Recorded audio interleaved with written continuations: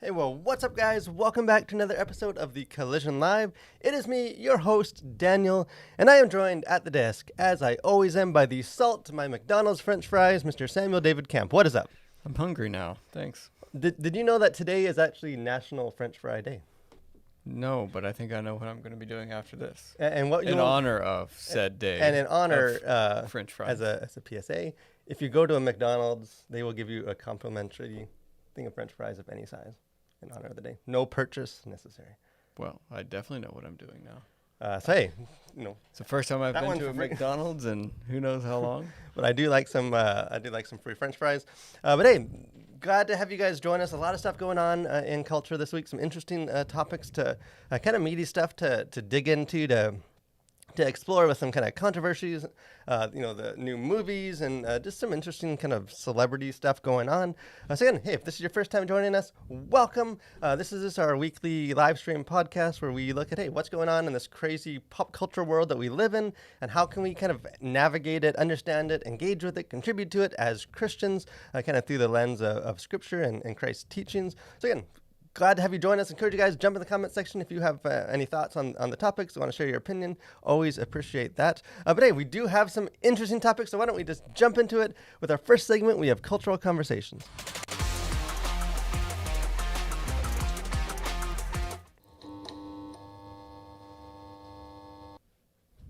So kind of our main maybe the biggest topic that we have today.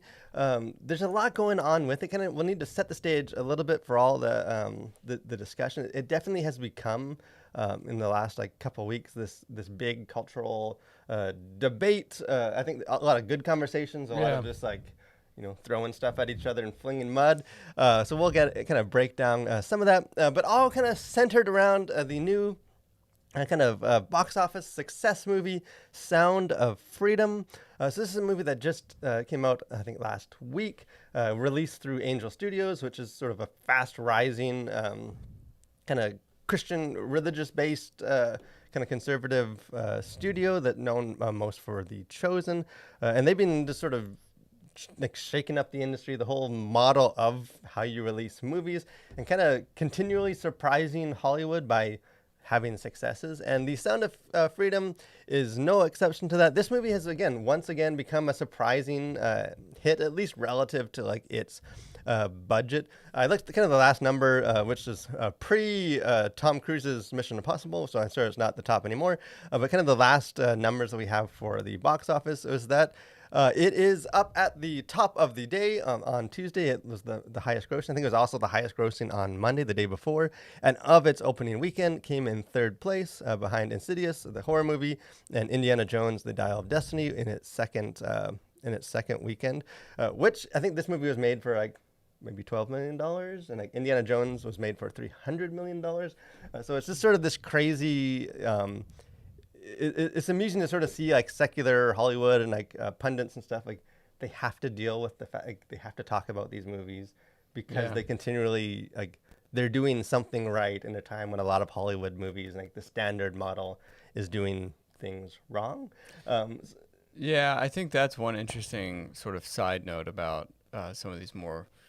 I guess it's not really an independent movie, but it's sort of from an up and coming studio, and especially a studio that has sort of, religious or conservative values. At least that's where it's coming from. Which it's funny, they want to keep those kind of movies kind of relegated to oh, well, that's cute for you guys to do, but when it's actually topping box office charts, it's oh, well, you have to talk about it now. And it's just funny to see sort of how uncomfortable some people are about having to just actually address the fact that this is, a well-made movie and people are going to see it whether they like it or not. And so I don't know. That's kind of an interesting aside. And I think too, just that the industry itself is in a place where a studio like this can put out a movie and it actually commercially succeed, and it's not just a straight to video, straight to youth group thing. How I think a lot of Christian movies have been.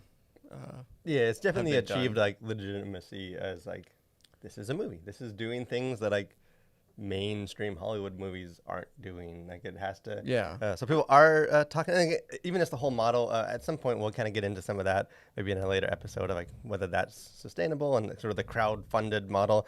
But people are kind of needing to take. To talk about this, to give it some kind of dialogue. And as typically happens when people have to talk about something, there's disagreement, there's argument, there's anger and debate, because that just seems to be who we are as people. And the discussion for this has sort of followed the script that you might expect, although I do think there's some interesting stuff. So some of the... this is taken from an USA Today article where they're sort of summarizing some of the... sort of how that debate has or conversation has gone. It says, but Sound of Freedom already is as much a political football as it is an unlikely cinematic success. The film is generating buzz among conservatives and liberals, not so much for its content. Both ideologies agree sex trafficking is the height of immorality, but for comments made by its star. Fans say the movie speaks to an audience underserved by Hollywood. Critics contend it's a recruiting tool for the far right. So because everything today is political, even fighting sex trafficking is becoming political. Kind of this sort of devolved into kind of tribalism, and you see some of the, this might be up for the nominated for the award of one of the worst article titles and hot takes that we that I've seen in culture this year. But kind of on the one side of that, of like criticizing this, Rolling Stone, they're not always my go-to source for objective journalism. Their review title for this was called "Sound of Freedom is a superhero movie for dads with brainworms," and kind of they use their review basically just to center on like the politics and like the ideologies of the actor rather than the movie or the message, like the power of or that sex trafficking is in fact a bad thing that we should raise awareness to. And kind of another, this is from a different Rolling Stone article, but I do think that it kind of embodies what we're talking about. Then we'll kind of get into kind of what this means.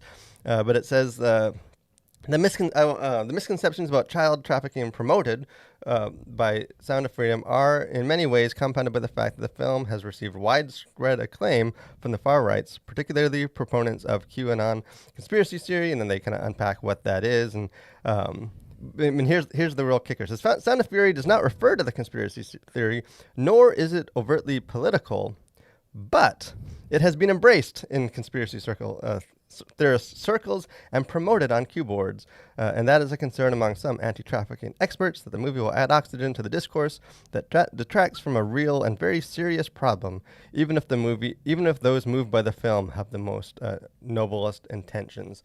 So essentially what this article is saying is that, there are some bad things that could happen around this movie, and the movie doesn't do those things, but there's still bad things around it. And like people that, that might believe those things might in fact like this movie or be inspired by this movie to fight sex trafficking. And that can't be bad. What is your take on this?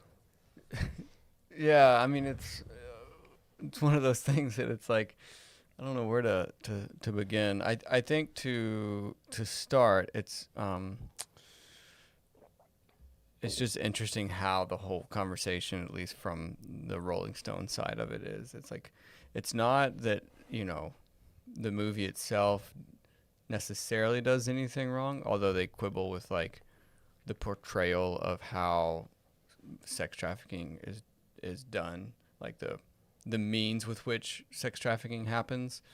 It's like people that we think are bad and we disagree with may like this film, and they do like this film. And so like the fact that people we don't like this movie is problematic, which is like saying, like, should we like bulldoze movie theaters because like people I don't like or like I disagree with politically might go see a movie that I might also like or may not like? It's like, it just seems like such a insane take to have about a movie that like universally people are against sex trafficking, and especially of minors. And it's like, yeah, but like, it's just how they talk about it. Or it's like, well, they focus on like this way of, like sex trafficking doesn't happen by, getting snatched up in a Target parking lot. It's like, okay, that may be true. Like, don't forget, this is a movie,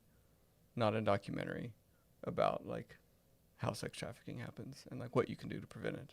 Like, it is still telling a movie. So it's like, you're upset that like a movie took creative license in telling a story. And I do Like, think I wonder too if some of it's like we're just not used to movies that have like these sort of challenging, heavy hitting messages. Like so much of our entertainment and stuff is just so like watered down, almost yeah, mind numbingly like diversion that we've almost like it seems like as just people like we don't know what to do with a movie that raises these issues. Like I think because I do think that there's valid criticisms and discussion to be had about like the way that this issue is portrayed, and like I know there's valid debate as far as like it's based on a true story, and even like some of that true story, the actual details, was it exaggerated, was it true, what's like there's definitely room for all of that. Like but I think we've lost the sight of like that's the point. Like yeah, this movie, these Rolling Stone hot takes are possible. These experts have a voice now because people are interested in finding out more and like learning more, and like it's raised awareness to like, hey, this is a bigger issue than people like. We all kind of know it's an issue. Like we hear it said, but like now people are experiencing it and like seeing faces and like this the magnitude of it. Like yeah. Because I think would Rolling Stones have reached out to their experts about, the real issue in child trafficking had it not been for this movie? Like, I don't know. Like, maybe, maybe not. But it's like the fact that they now have articles, correcting the movie or like uh, trying to pan the movie because of, obvious problems with it. It's like, well, I don't think they would have written anything about it had it not been for this movie in the first place. And so to that end, I think the movie, like, it's obviously commercially successful, but even it seems in its broader goals of just bringing this issue up to the forefront and raising awareness about it, like they've clearly done that. And I think that is sort of the point of the movie, is not so much like, you should all go out and like become a vigilante and like go knock down doors and, like suss out these creeps in back alleys or something. It's like, that's not what they're calling people to do, but it's like, it also has to be a movie that's entertaining and that people will watch. And like the procedural way that most of these things and most criminal things, like you don't watch, true crime movies or shows because it's like most of it's paperwork. Like if but like they put the action in there because it's a show or it's a movie and it's going to be entertaining. So it's like, certainly there's going to be parts of it that are like lots of creative yeah, like license taken. if this is made as like a documentary, it doesn't become a cultural conversation. Like No, it might be a very powerful and like influence people, but like on a much smaller scale. Like right. when you make it sort of this this action thing, and I think because we do this, I think with a lot of just sort of in general, the idea that like, I know even like as Christians and stuff, the idea that like a movie that doesn't fully align with like our biblical values and stuff like is like off limits or it's bad or like it's that we just we just need to point out if we don't agree then we need to avoid it, rather than like, hey, movies, like we don't need to agree on all of it. Like the point isn't necessarily that everything we see is like exactly lines up with how we think things should be or how people should think or how people should act. Like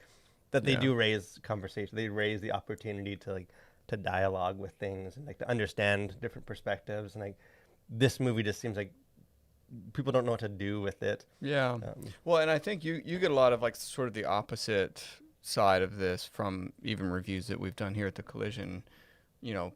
People sort of chastising you about like certain movies, like, well, Disney made that, and so I can't have anything to do with it, or I wouldn't support it. Like, even though like the movie itself there's no problem in the movie itself, but it's like, well, it's made by a studio that I can't get behind. And so it's like, and that's fine. Like if you don't want to watch anything that Disney makes, that's your, people are free to do that.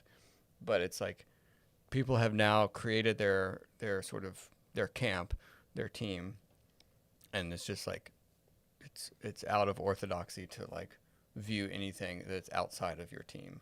And I think this is the way that this movie has been treated very much puts on display sort of the tribalism, I think, in these culture wars and all Yeah, that from kind of both stuff. sides. Like one side can't affirm it because it's well, these people we don't like it, so it has to be bad, even if it's a good message. And like from the Yeah. other side, it's like we can't criticize it because does that mean that, are you for sex trafficking if you don't give it 5 stars? Like I've Yeah. seen even some of that of like we view everything through the lens of like our pre-existing rather than just hey, this is a story, this is a presentation, like what can I navigate and talk about and chew on with this? Yeah. So again, it has become this sort of interesting, like almost case study for how do we engage with films, how do we understand films, how do we talk about films, kind of in a healthy way and in a way that leads to Rolling Stones headlines like Just we have seen. just golden. But hey, if you guys have seen this movie, you guys have sort of thoughts on it. I'd love to hear sort of what you think of it. If you, and not just of the film itself, although we welcome that too, but just sort of the whole discussion and like just the way we engage with films and talk about and kind of what you expect from that. But I know one of the things that I always have the highest expectations for. I would be lying if I said this is maybe the highlight of my week every 2 weeks. Our next segment of our No, show, stop it. we have Host Corner.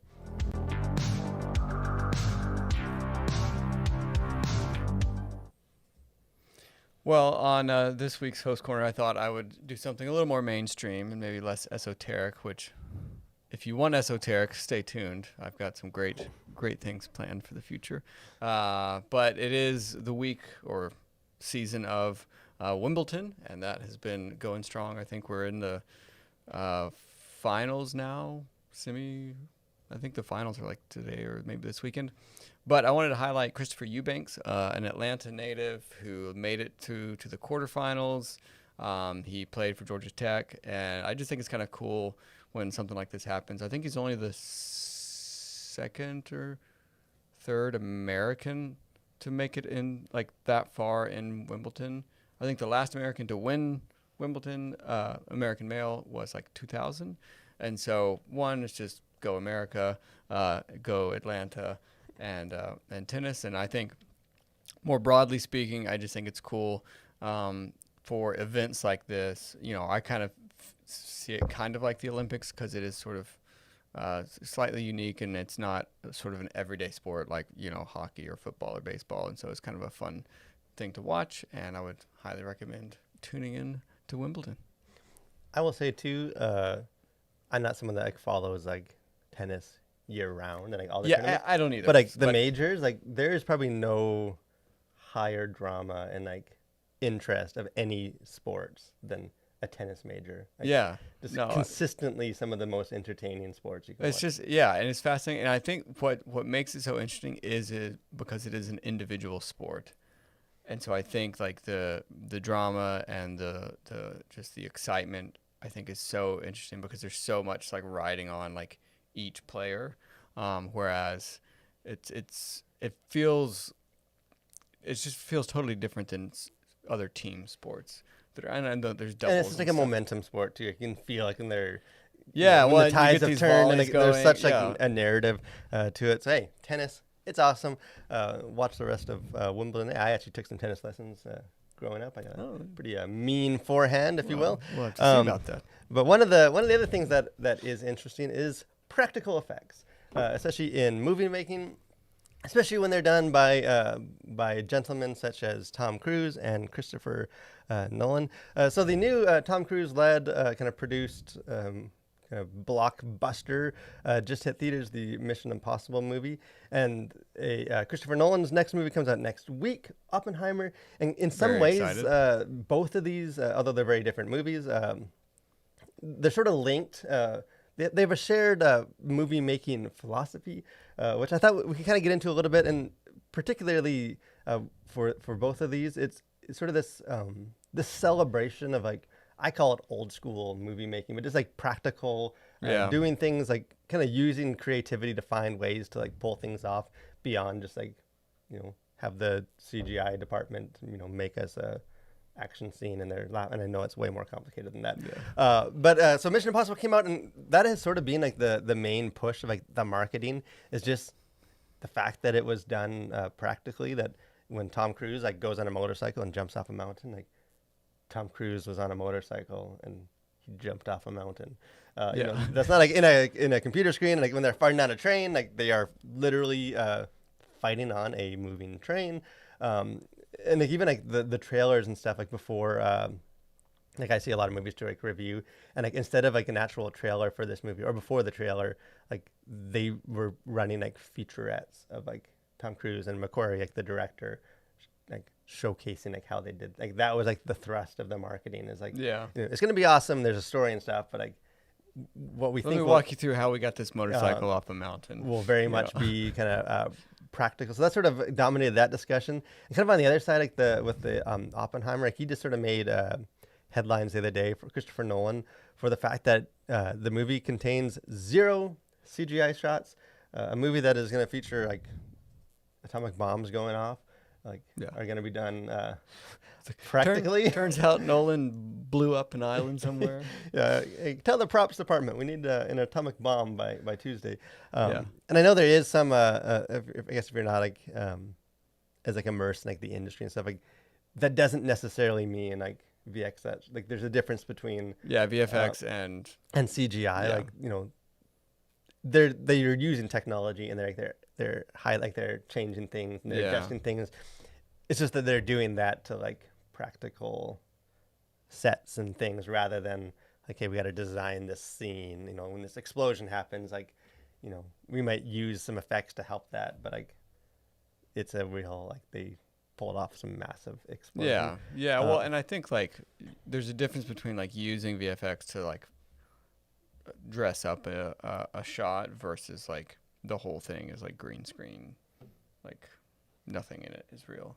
And so I think that that's a big difference. Yeah. So I thought we could get into why, because I do think there's beyond just the fact that hey, these are cool movies and I enjoy good movies. I think there is deeper, like ideological or just like cultural stuff going on with the fact that and there's not just these two, like Ridley Scott. I think with like the Napoleon movie, like pulled off crazy practical action scenes. Like that movie Which looks I just phenomenal saw, yeah, I in just saw the IMAX. trailer for that. Yeah, So that's, it's all these like old school directors that are still like kind of going back to how they did things. But kind of why is that? Like why as like a culture are we so drawn and like the appeal of sort of the more like tactile movie making as opposed like we live at a time when like movies can do things that no one could imagine like 30 years ago like Yeah. with it like we can like make more incredible visuals and stuff and yet there's like almost like this growing sentiment that like we've lost something from when people used to do things this way. Like what are your sort of takeaways from some of that? yeah. I mean, I think one there. And again, I've never made a movie, and so this comes from like not experience, but just sort of having thought about some of this stuff, and having like filmed some things. I think part of it is I think there's a real difference just in people's performances when it is like on location, you're surrounded by like real stuff versus you're in a warehouse on a back lot surrounded by little dots and green screens. And so I think like people's performances, the actors' performances, the crew and everybody else, I think it's going to feel very different even in like the actual making of the movie, despite like whatever visuals are going to be different. And so I think there's that aspect of it is very like tactile. It's very real. Like you're actually having to like, do the work to again, it's not like to minimize like people who do green screen stuff. Like they're not working. It's like it's probably even harder because like you're just having to imagine the things you're doing.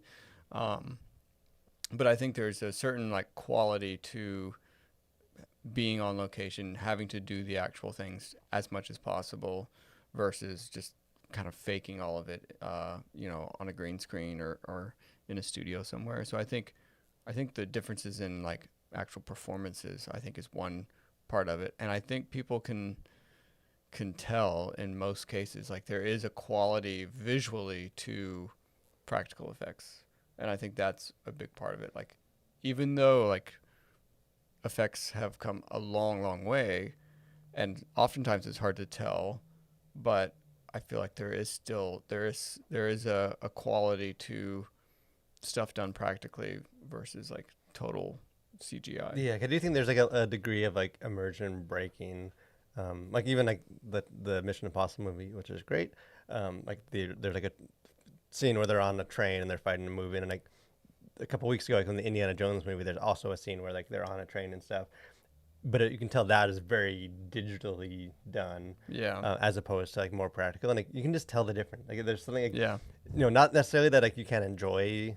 Like I enjoyed that scene in Indiana Jones, but like you're very aware that like I'm watching a movie. Like this is fake. This is like obviously all movies are, but like I feel like the success of a lot of movies is Right. making you forget that like you're so immersed that like you know you're kind of going along with the story rather than like I'm in a performance and I'm seeing this and this didn't happen. They're probably in some backlot somewhere like on top of a green blocks and like like there's sort of some of that, or even like de-aging people. Like you're very still, at least now, like aware that like obviously that's not a Yeah. time traveling Harrison Ford. Like they changed that, and that is sort of this movie. But I do wonder, just as far as like almost like what this and who knows, so much can change. Like I almost feel like this sort of in movies is foreshadowing where we're gonna end up with just like AI and stuff in general, of like the promise of like, hey, we can do like the George Lucas vision of like we can do anything now because we have like technology and digital, and like what seemed like such a great thing, the more you sort of get immersed in like like a lot of the Marvel movies, like the latest Ant-Man, like it looks like a screensaver. Like it's just Yeah. it's it's bizarre and crazy, but like, it's just so glossy and not real that like I feel like we do hunger for things like that are tied to more reality rather than just like going deeper down the digital Well, rabbit hole. it's funny you mentioned George Lucas because I do think that's a great like case study, like his the original trilogy versus the prequels. Like, there's such a stark difference, and it's like one would say, well, the prequel should have been like way better because he did finally have the capability to like realize his vision, but in doing so, it's sort of like when you remove all of the constraints on a project, I think it typically turns out worse. And so, like, when you have a lot of constraints on a project, like, we have to do this practically, or it has to be on location, or we gotta shoot this in like 24 hours. So like, we just got to make it happen. I think tends to produce like better results, like no matter what it is. And so I think this idea of like blue sky horizons and like you can just do whatever you want to in the movie, I think will ultimately hurt your movie versus like, no, we're going to like limit ourselves to whatever constraint you decide to put on it. I think you'll create something a lot better. Yeah, like I think it's just sort of when you're forced to come up with solutions as opposed to just like, hey, let's make a Yeah. fantasy world and post. Like, we'll just Right. We'll fix it in. we'll Fix it in fix post. it. But I do wonder if like with the AI and stuff, if this is going to be the same idea of like once we're it seemed like it's going to be so helpful and we can do so much new stuff, and like at a certain point when like we're just immersed in like algorithm generated thoughts and articles and stuff, like if there's going to be this same sort of sense of like hunger for people that are actually like doing things the old school way. And like I just think humans weren't designed for like a digital world, and like I feel like the movies are like a case study for that. Not that we clearly live in a digital world, and I don't think like CGI is going away, but we always need to be tied back. It's never going to be fully immersive in that sense. Yeah, and I think once you get so far down that road, you're like, now you're playing a video game. And it's like, it's probably way more gratifying just to play a video game where you get to make the decisions in that world. Like at a certain point, you sort of cross over, I think, into like, well, this would probably be more fun if like you could control it. But I think even that has its limitations. And so it's like, well, there is something, I think, really gratifying about sort of being taken along with a, from a director, like bringing you through the story, through this world.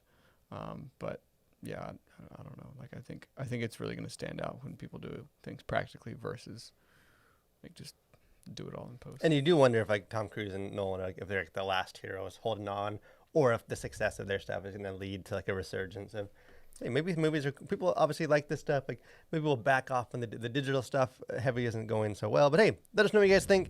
If you care, if that's just, or if you enjoy sort of the endless possibilities of sort of the digital stuff, we'd love to have a conversation with you in the comment section about that. But speaking of limitations, and perhaps the limitation of money and success to bring happiness, there's kind of been another, and we don't have a ton of time to get into this, but did want to at least kind of note it, because it has been just something that stood out to me in this last week, and that has been several kind of high profile celebrities, Hollywood actors, kind of famous figures, just sort of sharing their own journey through like unhappiness and depression. Kind of two of them, there's been more than two, but two of them that stood out. One, Tom Holland, Mr. Spider-Man, Peter Parker himself, has just been sharing in a recent interview about how he struggled with like alcoholism and just became addicted to this, like all he was thinking about, and just sort of the dark place that took him. And I know even I think he's like on a somewhat of like a hiatus right now from even acting. Like he's just been burnt out and just kind of trying to get regain control of some of the stuff, which is interesting because he's in many ways sort of like one of the it people. Like he's like the embodiment of like, sort of the the American Idol kind of stuff of like he's like a this young talented successful guy that seems like he has it all, kind of sharing that journey. Kind of another one that has been in the news, Rainn Wilson from the show The Office has been he's been in the news a lot. He always seems to have a lot to say. He's been like reflecting on his journey through The Office and kind of sharing that, hey, despite being on like this cult like super popular show, achieving tons of fame, that he was also unhappy, that he kind of kept wishing for more, thinking, hey, I'm big on TV, but I'm not big in the movies. Like I'm making, 6-figure salaries, but like not making $1 million. Like just sort of always wanting more and like spending a lot of his time in the spotlight, just discontented with what that brings.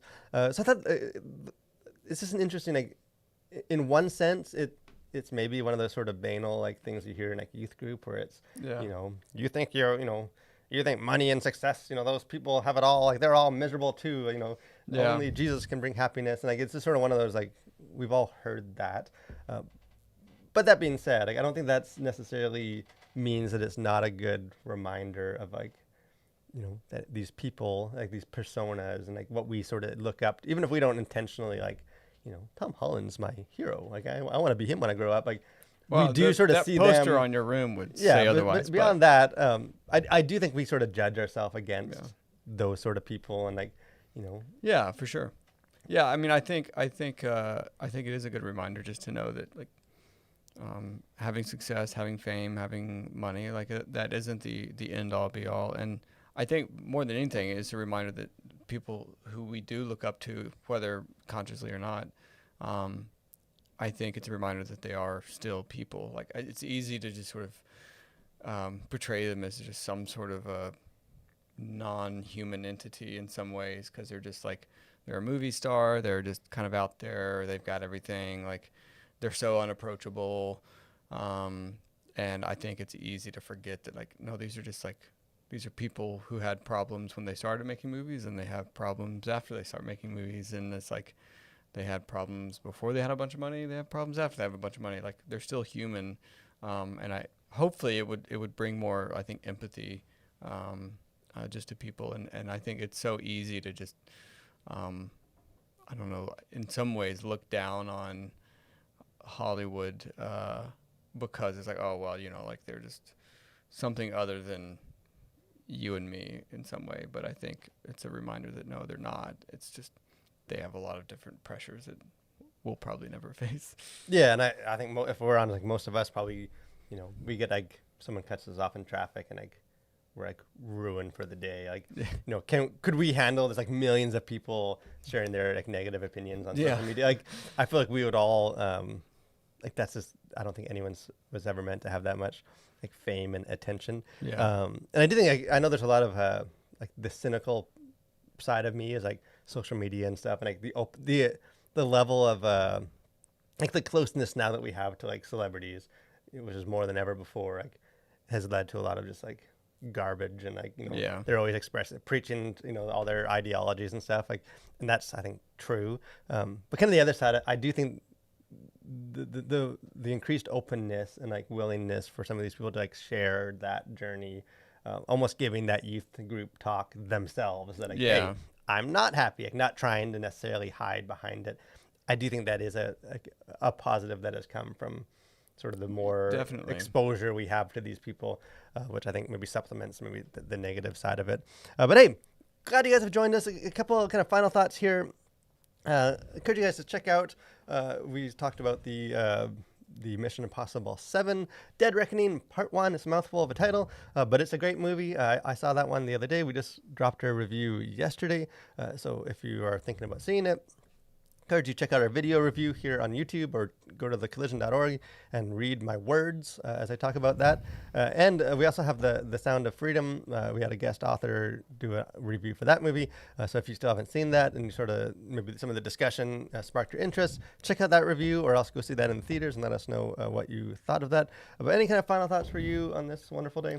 Just looking forward to Oppenheimer in like a week or so.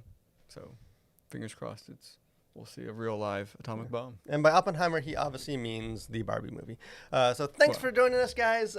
Hope you'll join us next week and every week, Thursday at noon. But most of all, guys, thanks for watching. Stay safe and continue to collide with your world for Christ.